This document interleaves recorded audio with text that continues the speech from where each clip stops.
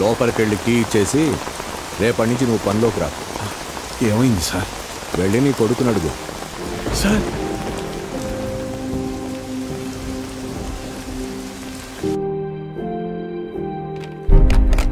పోయిన సంవత్సరం కొన్ని అధికారిక అవకతవకల వల్ల గవర్నమెంట్ కాలేజీ లెక్చరర్స్ నియామకం ఆలస్యమైంది. ఆ లెక్చరర్స్ కొరతని ప్రైవేట్ కాలేజీలు భర్తీ చేసి ఒక కొత్త వారధికి నాంది పలికాయి.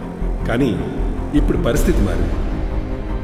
ఇటీవల జరిగిన ఇంటర్వ్యూస్లో 500 మంది లెక్చరర్స్ సెలెక్ట్ అయ్యారు. కానీ పోస్టింగ్స్లో ఇంకా అస్పష్టత నెలకొంది. దీనికి కారణం గవర్నమెంట్ కాలేజీల మొత్తం ప్రైవేట్ కాలేజీల ఆధీనంలో ఉండటమే. ఒక సదుద్దేశంతో తలపెట్టిన కార్యం నిరుద్యోగానికి కారణమవుతుంది. అందుకే ప్రైవేట్ కాలేజీలతో ఆనాడు ఏర్పాటు చేసిన MOU రద్దు చేస్తూ జీవోని ఇమ్మీడియట్గా రివోక్ చేస్తున్నారు. సో గవర్నమెంట్ కాలేజెస్లో ఉన్న ప్రైవేట్ కాలేజ్ లెక్చరర్స్ తిరిగి వాళ్ళ కాలేజీలకు వెళ్ళిపోవాలని ఆదేశాలు జారీ చేస్తున్నారు. ఏం దిగులు పడుకు బాబు, అన్నీ సర్దుకుంటాయి. మీనాక్షి వాళ్ళ నాన్నగారి ఆప్తికానికి కాశీకి వస్తానని మొక్కున్నాను బాబు. అందుకే ఈ హడావుడి ప్రయాణం.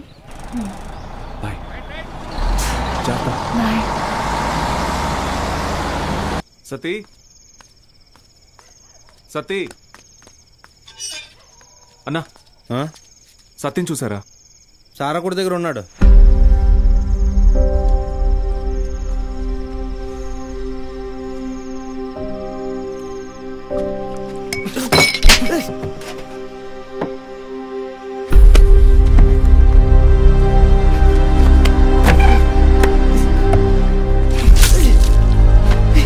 తుడుచుకో.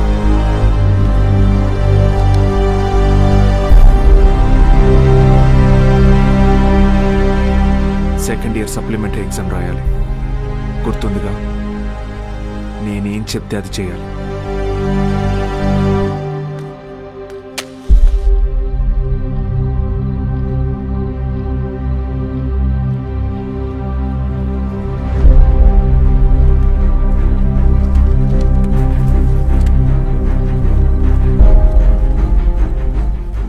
అమ్మ నాన్న పోయారు. ఇప్పుడు నువ్వు వెళ్ళిపోతున్నావు. ఇంకెవరికోసం రాయాలి?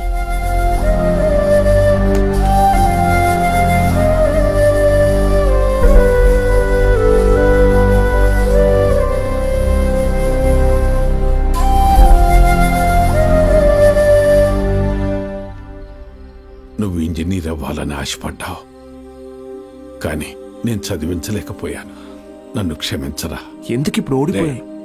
నీ వల్ల అక్కడ ఒక్క స్టూడెంట్ ప్రయోజకుడైనా నేను గెలిచినట్టు భావిస్తాను. వాళ్ళ అమ్మా నాన్న ఆనందం వెనక నా కొడుకున్నాడని గర్వపడతాను. ఇప్పుడు ఏమైందని, ఎందుకు జరిగిపోయింది దాని గురించి బాధపడుతున్నావు? రే, అడిగింది కొనివ్వకపోతే ఆ పిల్లలు ఒక్కరోజే ఏడుస్తారు.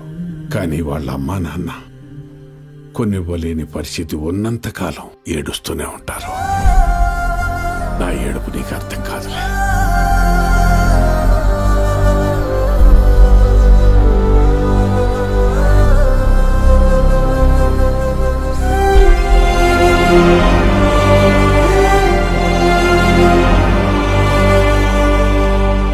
వాళ్ళు గెలిచామనుకున్నారు, కానీ అస్సలు యుద్ధం అప్పుడే మొదలైంది. ఇంటర్ ఫస్ట్ ఇయర్లో పేర్లు ఇచ్చినట్టు ఇచ్చి మళ్ళీ వెనక్కి వెళ్ళిపోయారండి. లెక్చరర్లు లేరని. బ్యాగులు వేసుకుని ఎక్కడికి వెళ్తున్నారు? వీరన్న, పొద్దున ఎక్కడికి రా? క్లాస్కి వెళ్తున్నామండి. క్లాసా? ఇంకా సెలవులు ఇవ్వలేదు, అప్పుడే క్లాస్ ఏంటండి? మరి ఎక్కడికి వెళ్తున్నారు? పదండి చూద్దాం.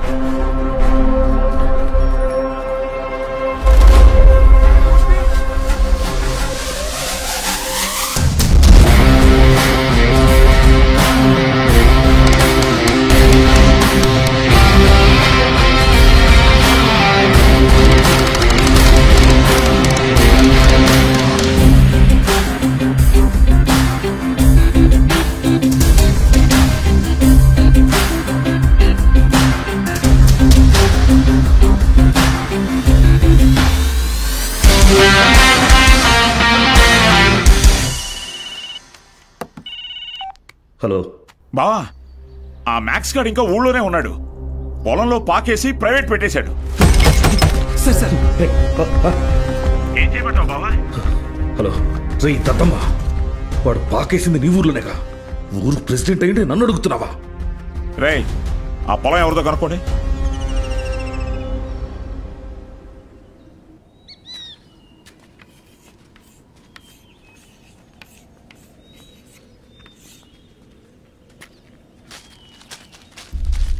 ఏం పంతులు బాగున్నావా?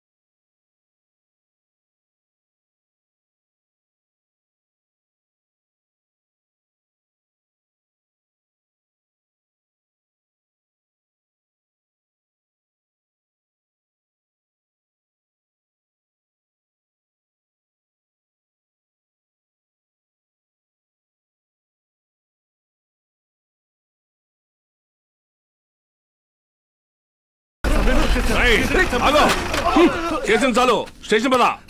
సార్ సార్ వాళ్ళే సార్ పిల్ల చదువుకునే పాకని పడగొట్టేసింది. ఏం జరిగిందో నాకు తెలుసు, పద స్టేషన్కి. సార్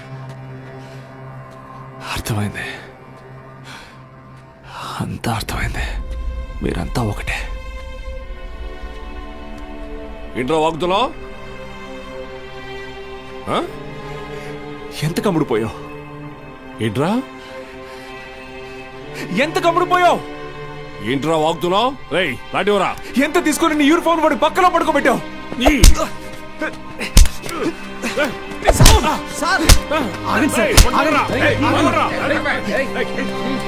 పోలీసుడి మీద చేంజ్ చేసుకుంటావా? నిన్ను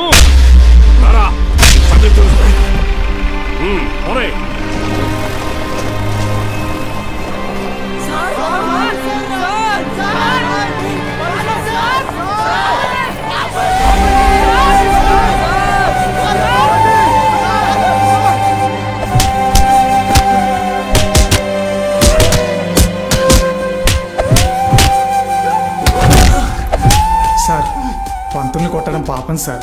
పోలీసులు కొట్టడం నేనరా? రేయ్ కుమ్మని రాయండి.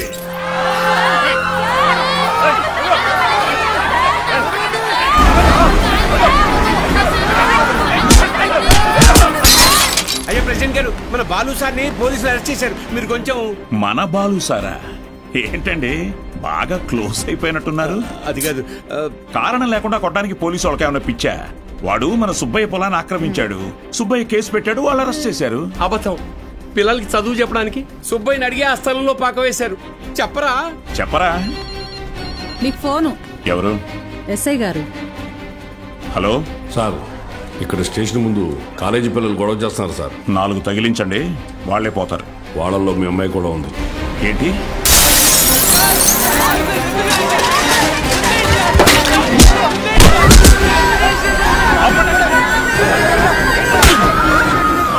చంపేస్తానేమనుకున్నా. ఆపండి, ఆపండి! నోరు మూసుకుని మీ అమ్మా బాబులతో ఇంటికి పండి.